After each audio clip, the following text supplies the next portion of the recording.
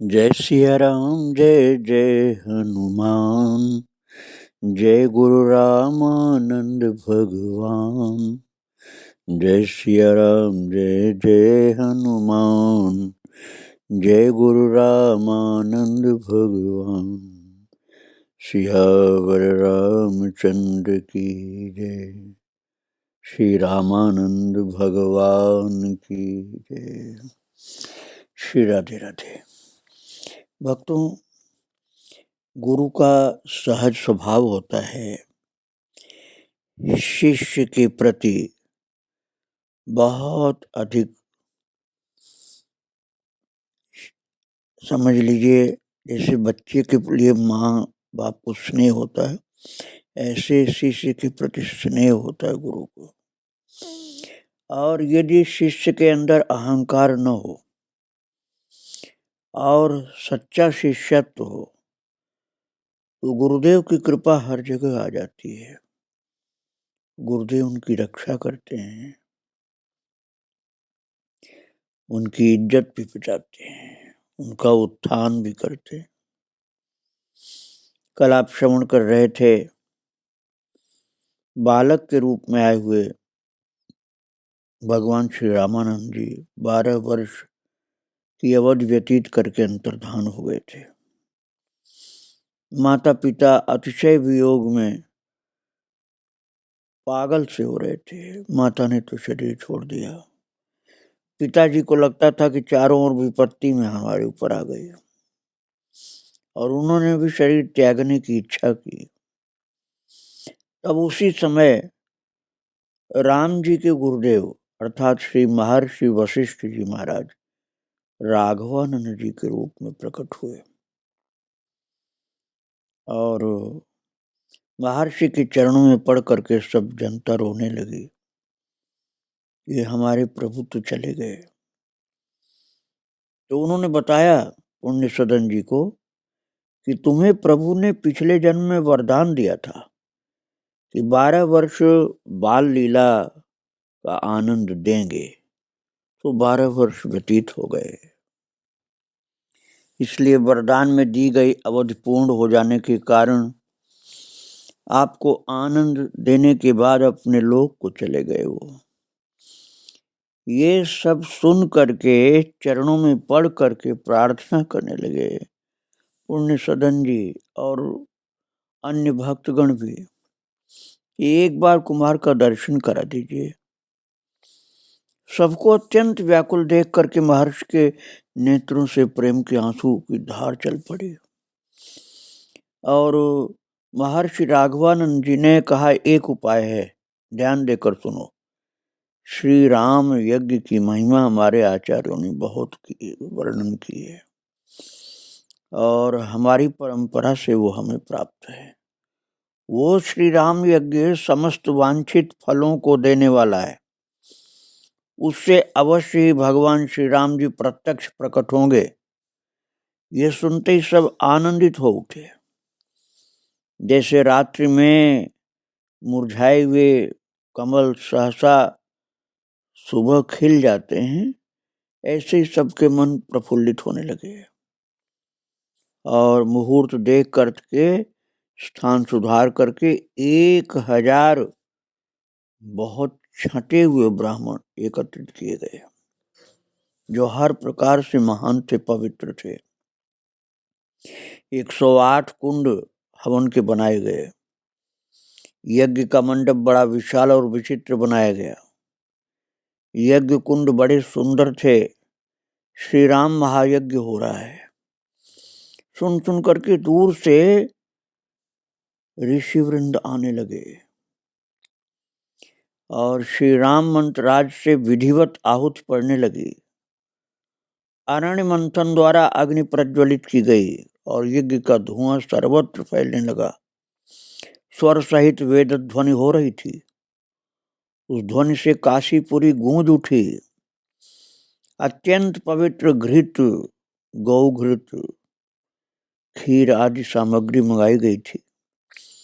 श्री राम जी के 6 करोड़ मंत्रों से आहुति पड़ने का अनुष्ठान था। आकाश में सुगंधित धुएं का मेघ उठने लगा। यज्ञ की सुगंध देवलोक में पहुंची तो देवगण भी आनंदित हो उठे। कलयुग में यज्ञ न होने से देवता दुखी थे और अब उनका शोक दूर हो गया। देवता विमानों में बैठ करके श्री राम यज्ञ देखने तथा अपना अपना भाग देने के लिए, जो आशीर्वाद देना था वो आशीर्वाद देना और अपना यज्ञ भाग लेने के लिए देवता लोग गुप्त रूप से आने लगे। श्री हनुमान जी गुप्त रूप से यज्ञ की रक्षा कर रहे थे। और महाराज, कल मैंने बतलाया था कि आयु का चतुर्थांश देने की बात राघवाचार्य जी महाराज ने की थी। तो आयु समर्पण करने वालों में से 4 को सत्पात्र समझ करके चुना था महाराज जी ने। उनमें से एक तांतिया शास्त्री थे जो सदाचार और धर्म निष्ठा के लिए प्रसिद्ध थे। दूसरे कर्मठ जी थे जो वैदिक कर्मकांड के अद्वितीय ज्ञाता थे। तीसरे व्यक्ति नवयुवक छात्र से चतुर्वेदी और चौथे धर्मन जी जो बड़े तपस्वी थे। इन चारों को वाजपेयी समेत एक यज्ञ मंडप में बैठाया और काशी जी के और ब्राह्मणों को भी बुलाया। उनमें से 33 को वेद पाठ के लिए वर्ण किया।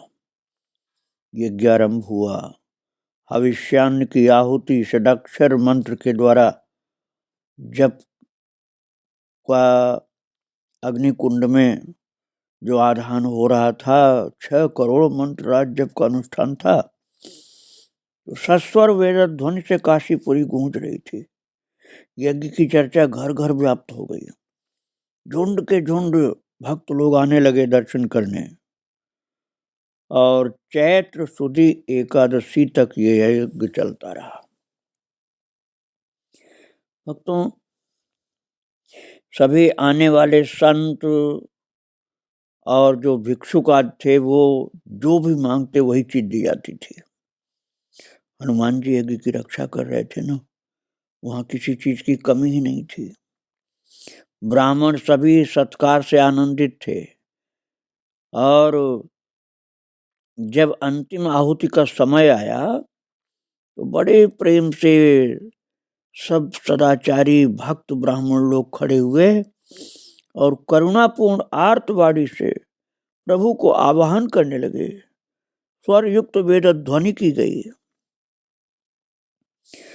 और महाराज चैत्र शुद्ध एकादशी को जब यज्ञ का समापन होना था, उस समय अंतिम आहुति यज्ञ में जब पड़ी, बड़े भाव के साथ सबने प्रेम के आंसू आंखों में लिए हुए भगवान राम जी से प्रार्थना की।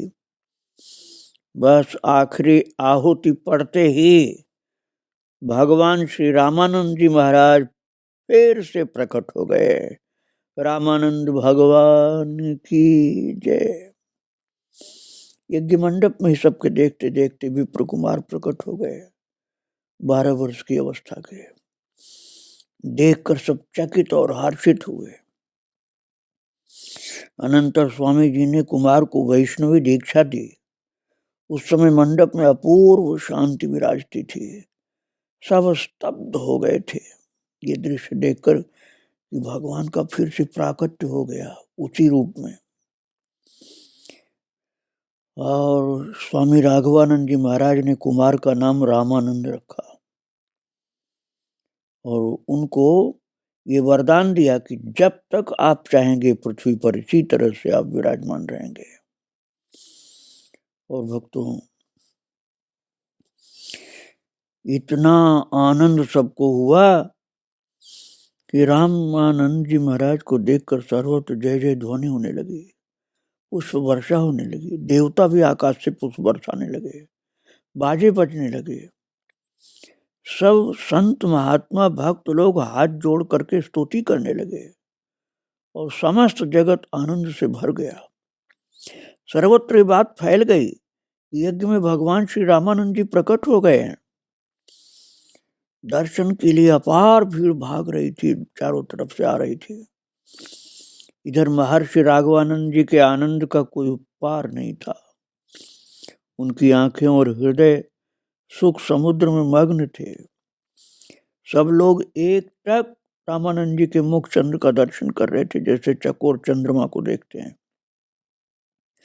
नाना प्रकार के बाजे बज रहे थे, आरती पूजा आज सब मंगल कार्य होने लगे।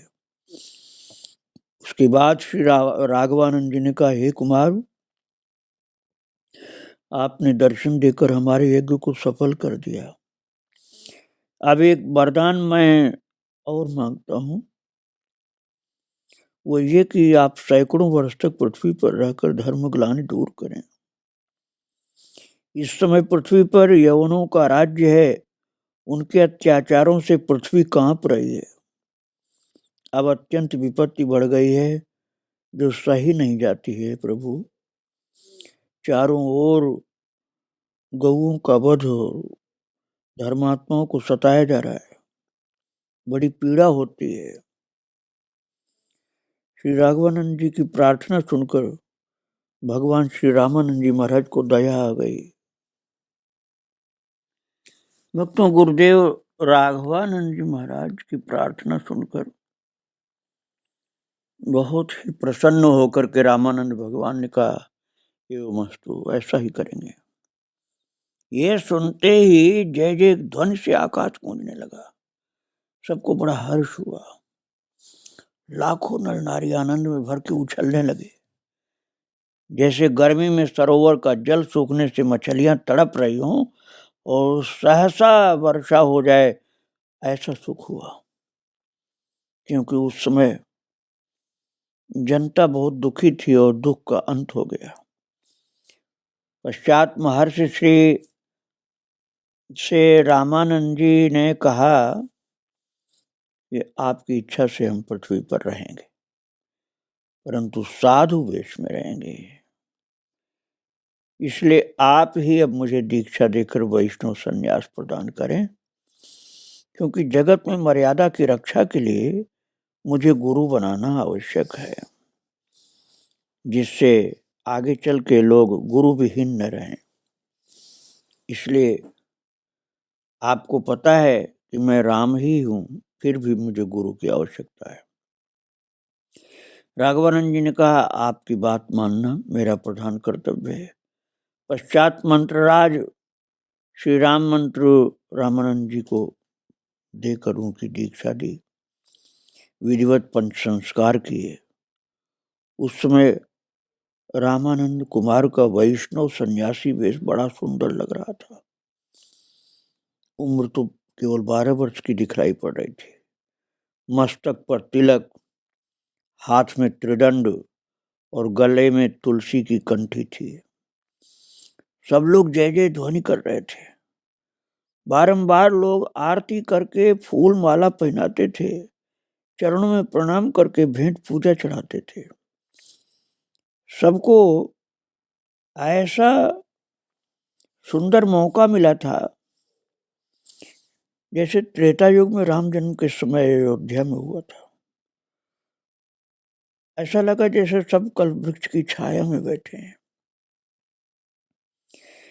इधर पिता पंडित पुण्य सदन जी को कितना आनंद था वो कहा नहीं जा सकता है, जैसे मरते को अमृत मिल गया हो।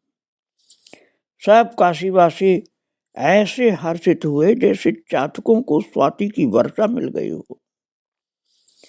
और परम सुंदर श्री रामानंद जी ऐसे लग रहे थे मानो साक्षात कामदेव को वैराग्य हो गया हो और सन्यासी का वेश धारण कर लिया हो। अपने प्रभाव से समस्त कार्य करके श्री राघवानंद जी अपने श्रीमठ से थोड़ा दूर तक चले गए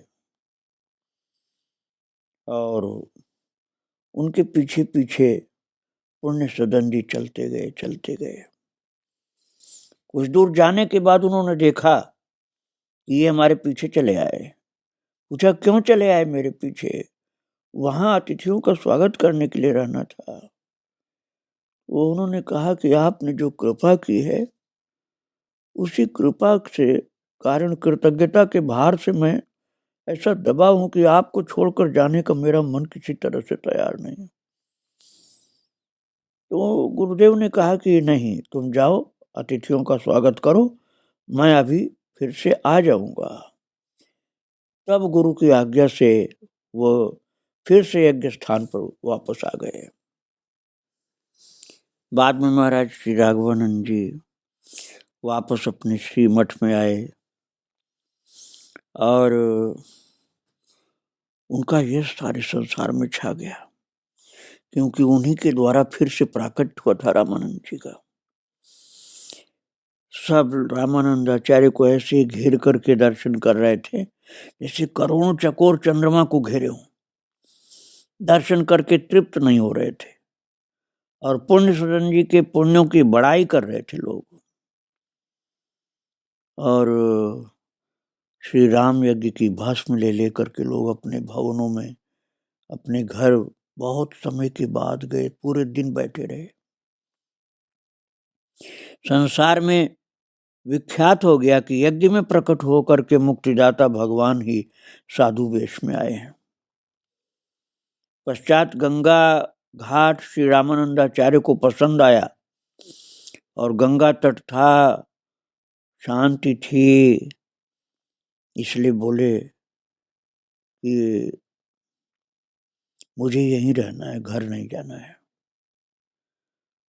और लोगों की भीड़ दर्शनार्थ आने लगी भक्तों, क्योंकि सबकी श्रद्धा अपार थी, प्रेम अपार था। फिर उन्होंने एक सुंदर कुटी बनवाई गुरुदेव ने, और उसी कुटी में ही वो रहे रामानंदाचार्य जी। उस समय श्रीमठ में नहीं गए थे। गंगा जी बहुत प्रसन्न हुई प्रभु की उपस्थिति में। श्री राम मंत्र का अनुष्ठान विधिवत ध्यान युक्त करने लगे। पिता के प्रेमाग्रहवश दया में प्रभु एक समय खीर प्रसाद केवल लेते थे और कुटी के भीतर रह करके जब तब योग आदि में निमग्न रहते थे। जल्दी किसी को दर्शन नहीं मिलता था। उनका शरीर दिव्य था क्योंकि प्रकट हुआ था, इसलिए कोई दोष दूर करने के लिए तप नहीं करते थे, केवल दूसरों को शिक्षा देने के लिए तप कर रहे थे। क्योंकि जैसा बड़े लोग करते हैं, छोटे लोग भी वैसा ही उनको देखकर करने लग जाते हैं। श्री पुण्य सदन जी ने तात्या शास्त्री, जो आयु का चतुर्थांश अर्पण कर चुके थे, उनके चरणों में मस्तक रख करके उनका उपकार माना। और भी जिन लोगों ने अपने 4 लोग थे जिन्होंने अपनी आयु का चतुर्थांश अर्पित किया था, उन सब को बार बार प्रणाम करके उनका उपकार माना। बार बार उनको नमन किया कि आप लोगों ने बड़ी कृपा की, जो प्रभु का दर्शन फिर से मिला हम लोगों को। घाट पर जो झोपड़ी बनी थी उसी में रामानंद जी महाराज एकाग्र मन से झोपड़ी में बैठे तप करते थे। एक बार निज कृत से निवृत्त होने के बाद घर से आया हुआ पायस अर्थात खीर पाते थे। केवल पाषाण पात्र का ही व्यवहार करते थे, पत्थर के बर्तन। और कब सोते थे कब जागते थे ये तो पता नहीं चलता था। हाँ, जब तब शंख ध्वनि सुनाई पड़ती थी, विशेष रूप से निशा काल में। और महाराज उस शंख ध्वनि में संजीवनी शक्ति थी। एक बार की घटना है, उसी मार्ग से एक मृतक को लोग लेकर के जा रहे थे और दैव योग से स्वामी जी अर्थात रामानंद जी ने उसी समय शंख बजा दिया था। भगवान श्री रामानंद जी के फिर से प्रकट होने के कारण पृथ्वी निर्भय हो गई थी। दिन रात आचार्य श्री अखंड मंत्र साधना में तन्मय रहते थे।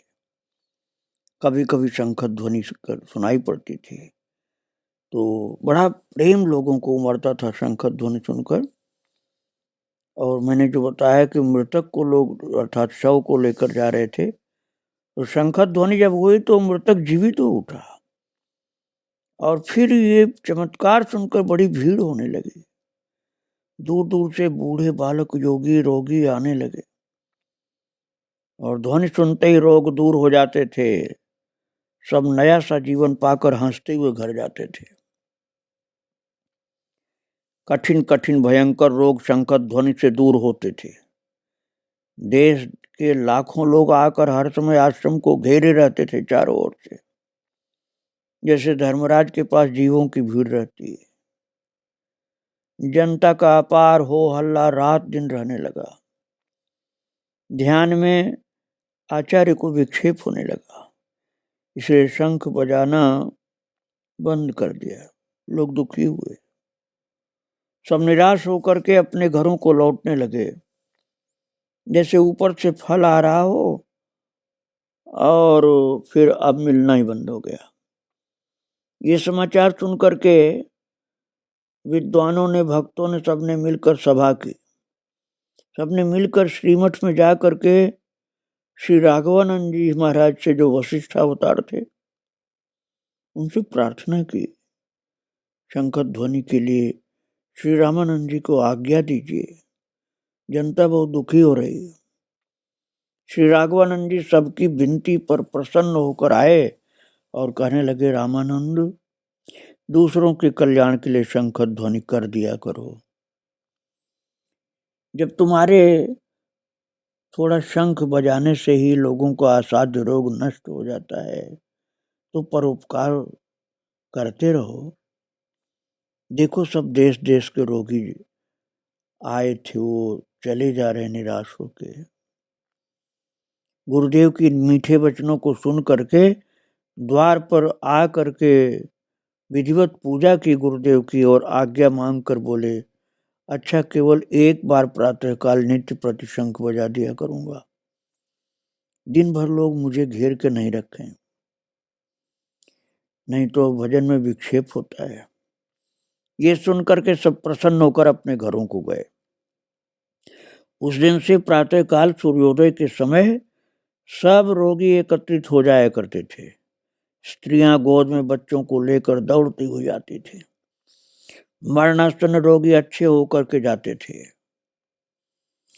और एक धनवान रोगी आया, उसका रोग तत्काल दूर हो गया। उसने आश्रम के पास बड़ा भारी विशाल भंडारा किया। अगणित संतों को उसने भोजन कराया। उन सब संतों ने महाराज जी से दर्शनार्थ प्रार्थना की। कृपा करके भगवान श्री रामानंद जी महाराज ने दर्शन दिया। सबने आरती पूजा की और जय जयकार करने लगे।